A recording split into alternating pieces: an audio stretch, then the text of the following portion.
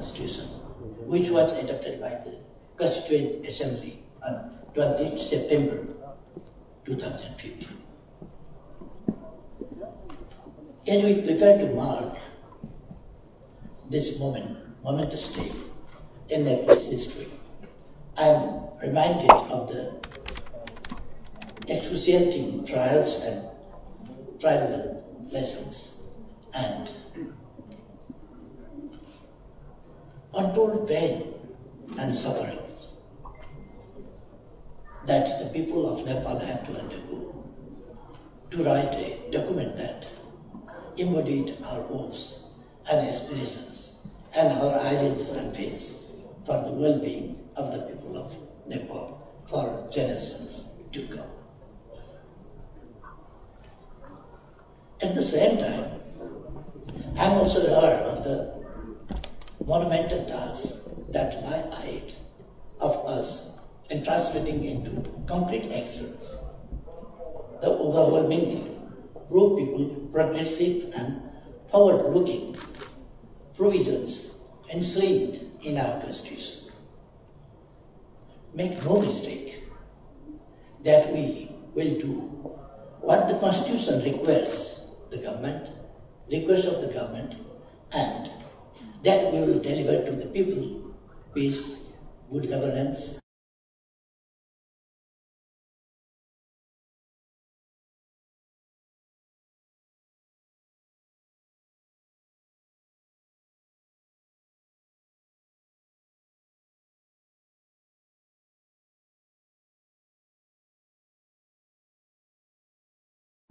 by the people and for the people.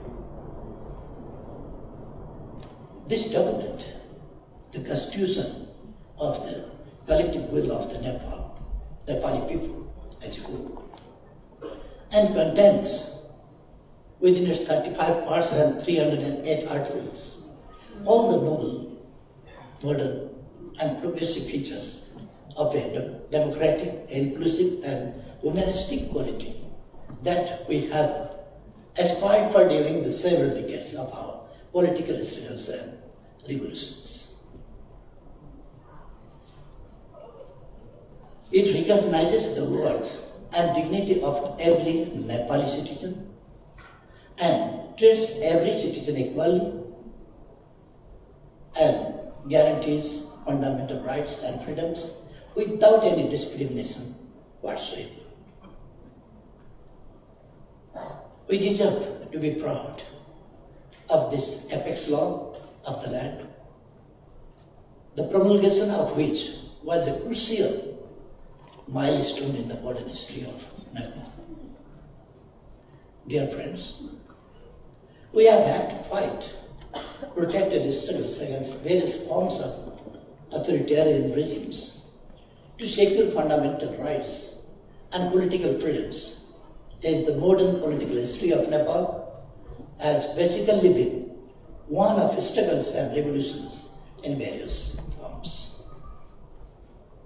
Indeed, the political struggle and movements of Nepali people have a long and glorious tradition, emerging first as a patriotic movement for the country's unification and later as a struggle against British aggression. These battles took various forms of social reforms and humanist struggles against tyranny and repression, and later transformed into a democratic movement against the despotic Rana regime. The Nepali people's quest for constitutionalism and democratic polity emerged from the legacy of all these streams, coming into a single political movement for political freedoms, social change and transformation. For the last 7 decades, the people of Nepal have tried to shape their destiny by forcing the past regimes to promulgate constitutions that limited the power of the rulers. The past constitutions were not as democratic and progressive as the present constitution.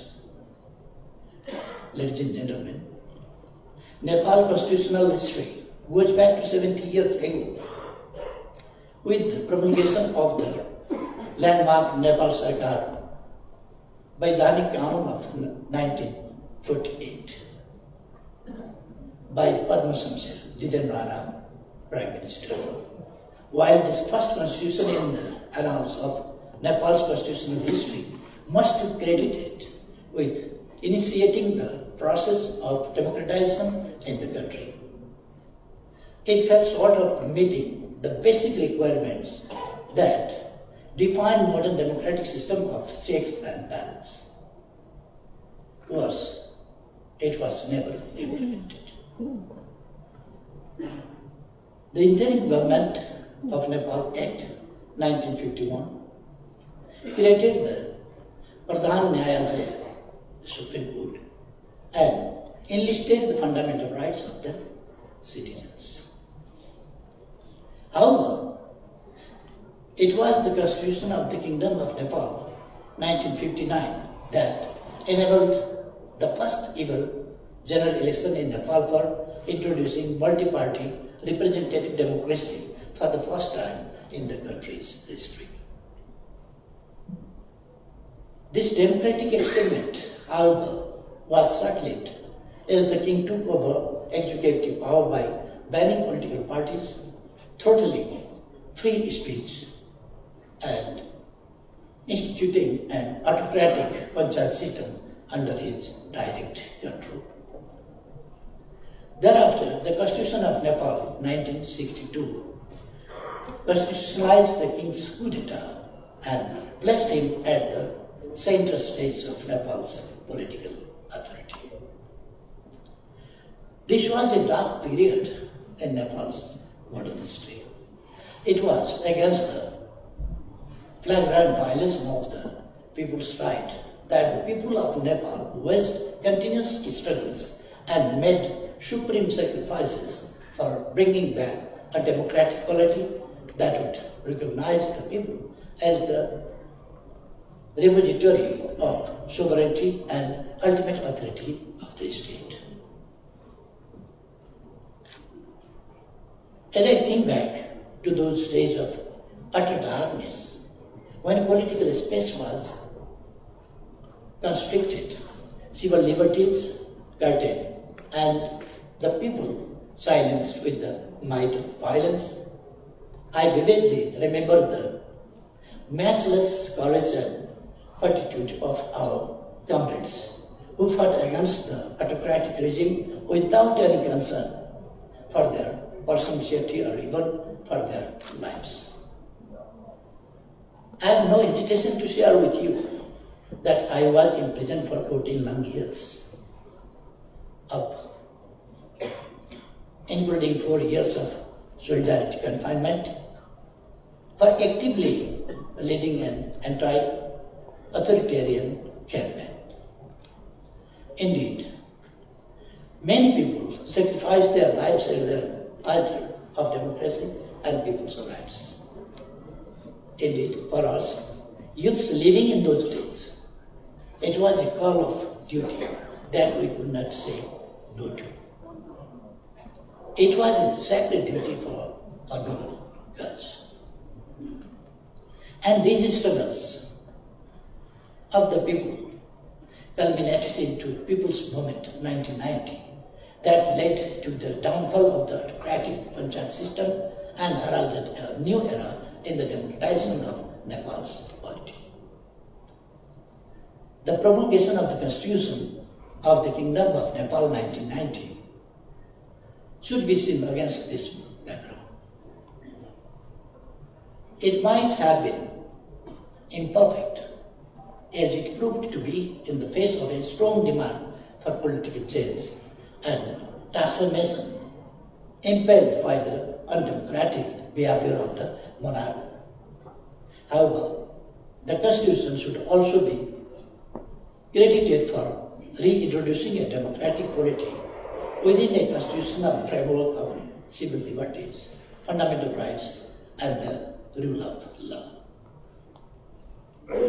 The King's misadventure in 2005 to take direct control of the administration, indeed the very foundation of the 1990 Constitution, which was based on constitutional monarchy and multi-party democracy.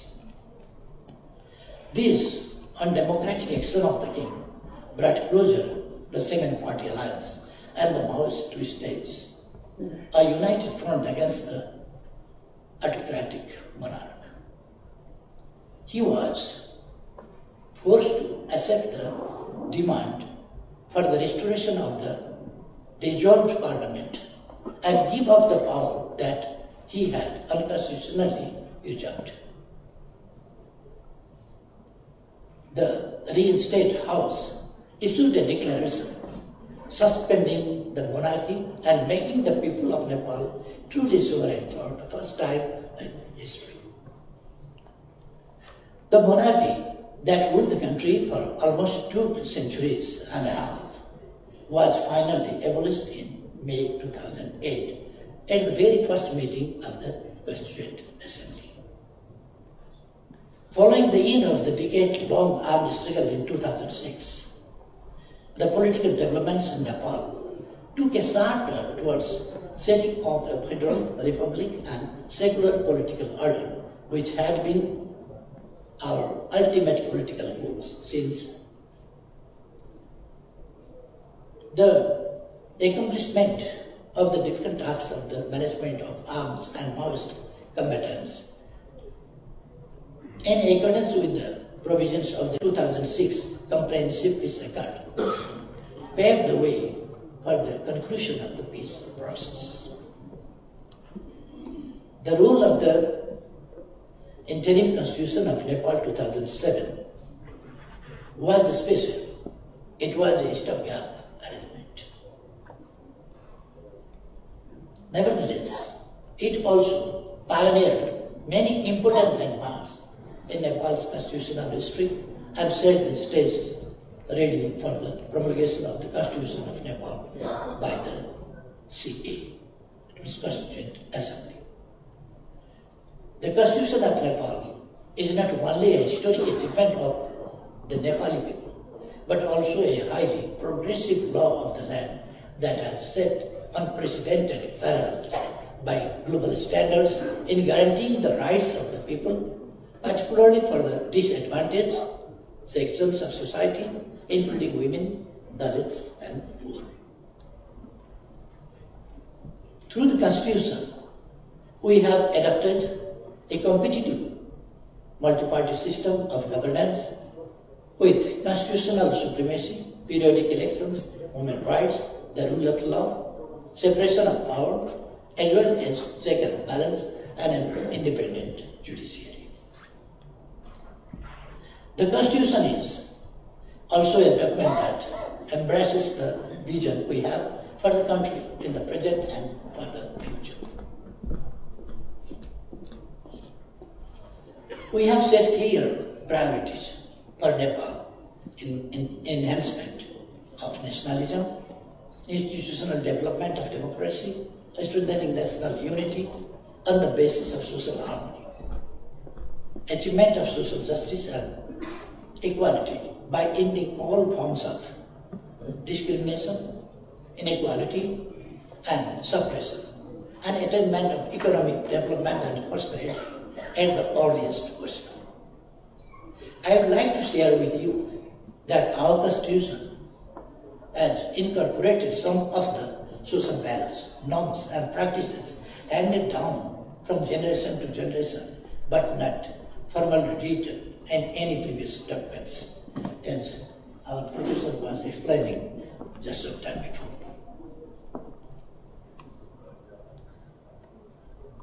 At the same time, we focus on the good governance, encompassing such components as accountability, transparency, austerity, and eradication of corruption as key features for prosperity and rapid development.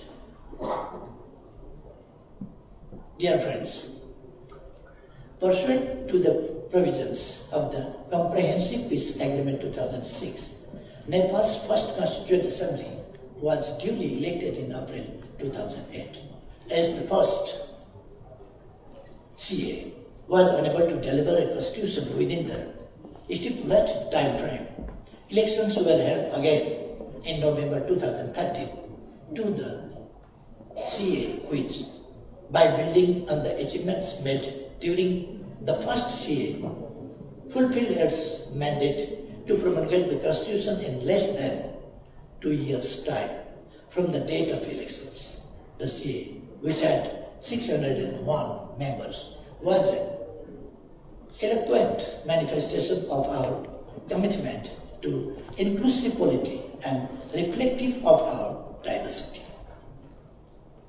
It was truly democratic in character, and it followed a participatory approach to addressing constitutional issues. There was an unprecedented unity among the political parties who stood together under difficult circumstances, so thwart all attempts to undermining the most democratic exercise of the Nepali people. My party remained at the forefront of safeguarding people's right to frame a constitution and defending our country's sovereignty and independence in taking decisions on constitutional issues and other internal matters. The ultimate objectives of the constitution were clear: vesting sovereignty in the hands of the people, ensuring equal rights and opportunities to the people, ensuring respect and dignity of every individual, and creating a just and prosperous society by eliminating discriminations in all its forms and manifestations. To achieve these objectives, we have restructured the state into a federal republican setup and are pursuing a participatory democratic system of governance.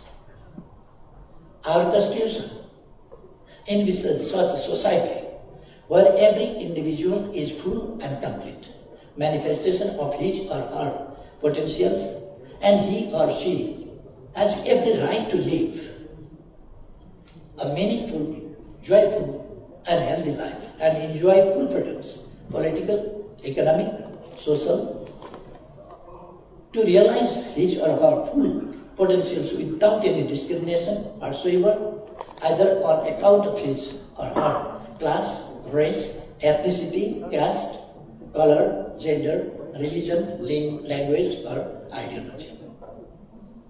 Ladies and gentlemen, speaking of his vision for Nepal's political system, Jananeta, people's leader, Madar Bhandari, the towering leader in Nepal's democratic movement, once said, and I quote, "In my vision of Nepal's polity, I see the supremacy of the constitution, multi-party open society, separation of powers, protection of human rights, multi-party competitive political system, periodic elections, government of the majority, and a constitutional opposition, and the rule of law as absolutely essential features. It gives me a great satisfaction to observe that the Constitution of Nepal is one such document, unparalleled in its emphasis on guaranteeing the dignity of being a Nepali citizen. The Constitution expresses the determination to create an egalitarian society to ensure equitable economic opportunities, prosperity, and social justice. It aims at building socialism by adopting democratic norms and values. The Constitution of Nepal also has special provisions for affirmative action for backward and disadvantaged communities. Further, the Constitution has restructured the country as a federal state with 3 layers of governance at the central, provincial, and local levels. The Constitution provides for an inclusive electoral system with a 60-40 mix of first past the post and proportional representation systems respectively. The Constitution also requires political parties to file candidacies for the proportional representation system through close list of women, Dalits, indigenous people, Khas Arya, Madhesi, Tharu, Muslim and backward regions. In a significant initiative for ensuring the participation of women in state structures, women are guaranteed 1/3 of seats in the federal parliament, as well as the provincial assemblies. It also requires that the provisions of either president or vice president of the country and speaker or deputy speaker be filed by a woman. At the local level, women are guaranteed 40% representation. The recent elections confirmed 41% participation of women in representative bodies. This is not an insignificant achievement, and we remain committed to bridging the remaining gap of 9%.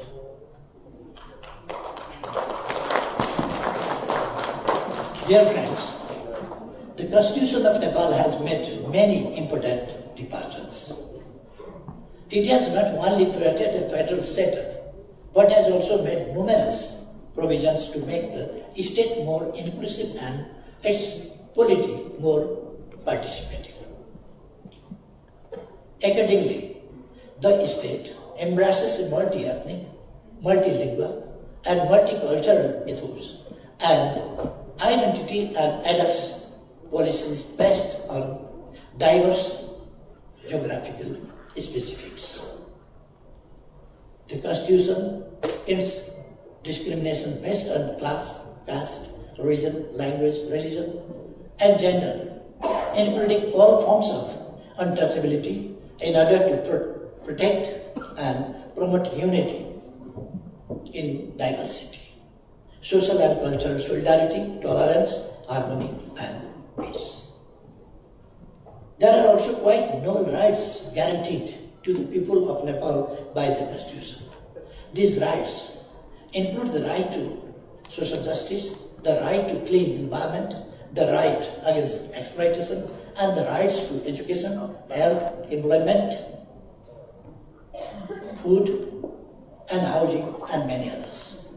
The Constitution contains many provisions of a welfare state to guarantee the rights of every segment of society from children to elder citizens. Thus, the promulgation of the Constitution has been widely accepted and has gained the stamp of approval of the Nepali people because it has ensured their full rights and chartered a complete map for creating a society wherein every Nepali citizen is happy and prosperous in line with the vision of Samriddha Nepal, Sukhi Nepali, prosperous Nepal and happy Nepali. This is the most transformative achievement in Nepal's political and constitutional history. Ladies and gentlemen, the successful holdings of local, provincial and federal elections last year brought the Constitution into full operation.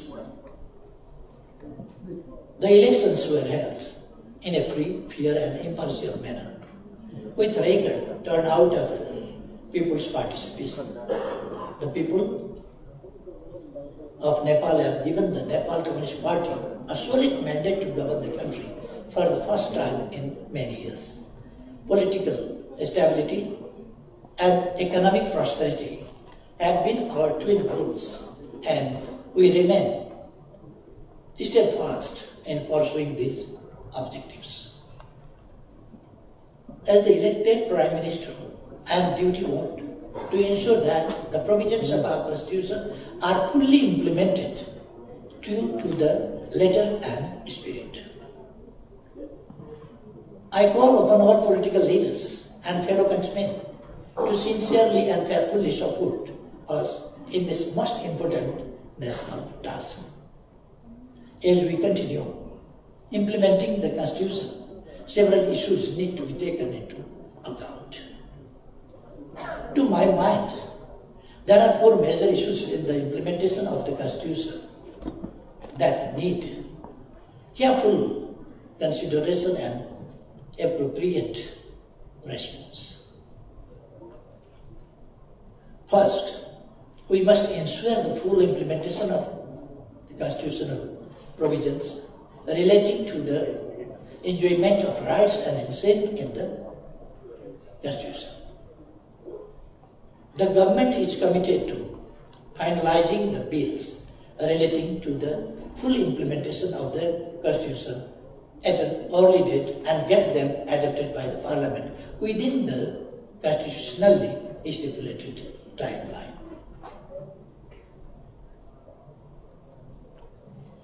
I request all to work together to fulfill this most important national task. I believe that it is important to ensure that the constitutional provisions relating to the enjoyment of rights are implemented without any delay.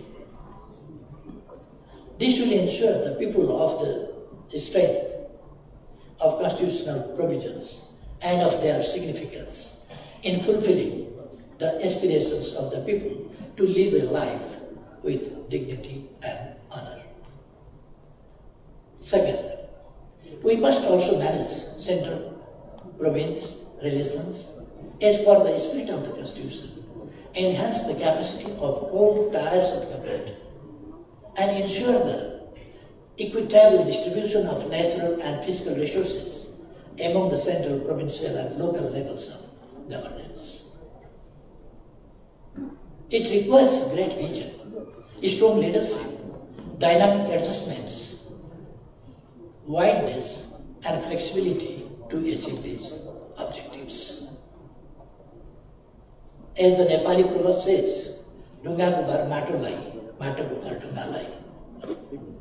Interdependence and cooperation are of paramount importance.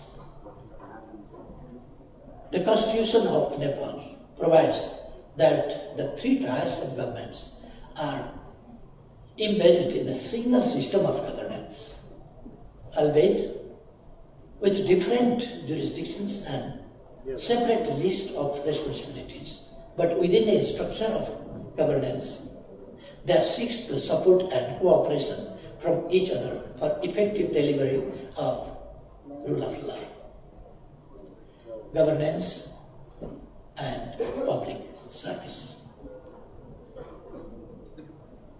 We will ensure that the revenues collected by the government of Nepal are distributed equitably among the three tiers of the government, and that the paucity of resources will not be a constraint in spearheading the development drive at the local levels.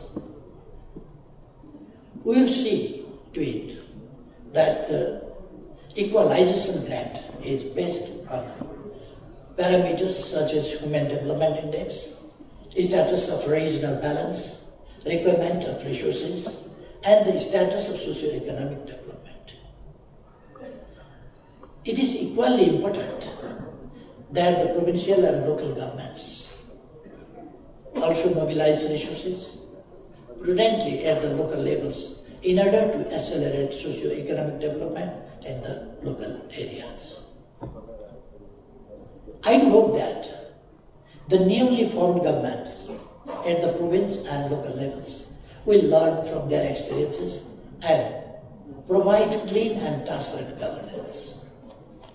I believe that since the local governments are close to the people, they are also more capable and responsible for solving local problems and foster local development more effectively.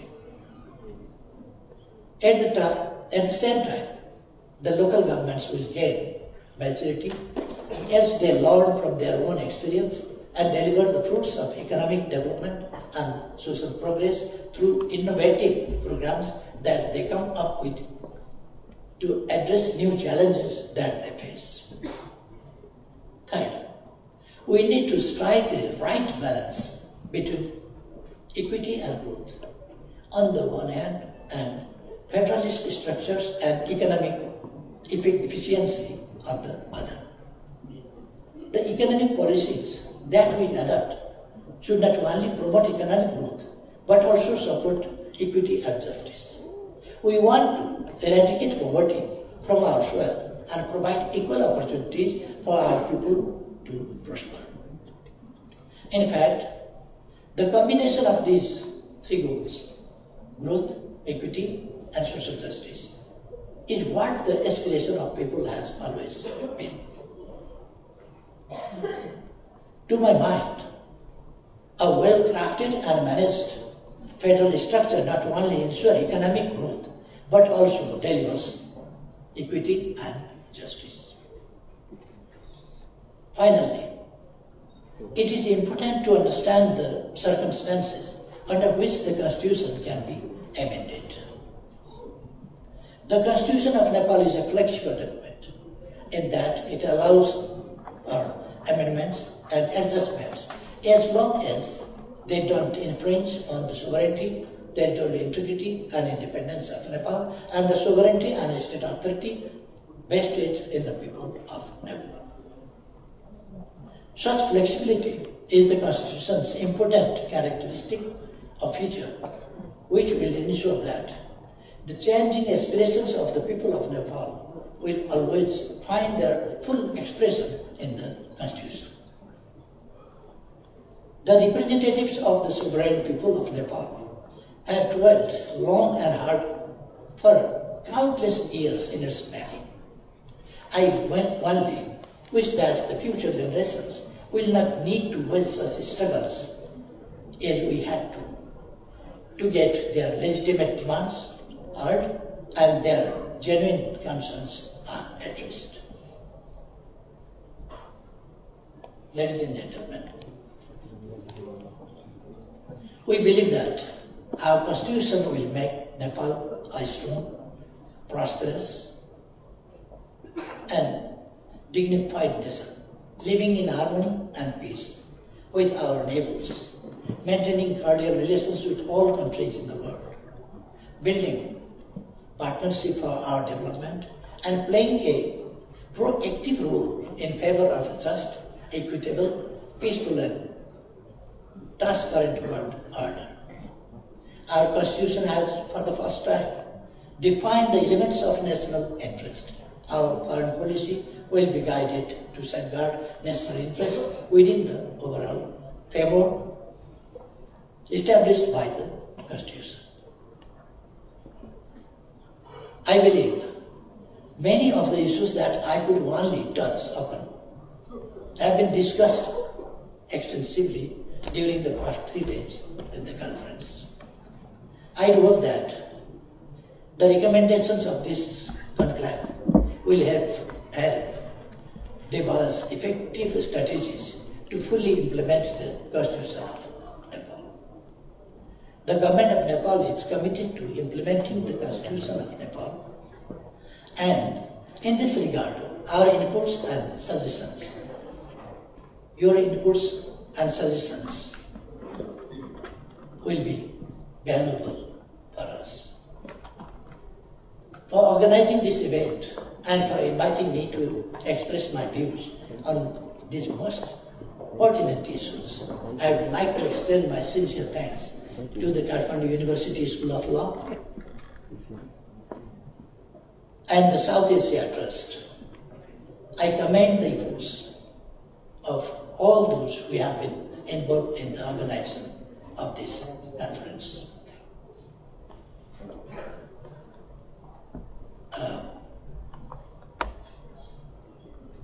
I would like to appreciate the deliberations and participation of very distinguished personalities, lawyers, and distinguished guests from different countries and parts of the world.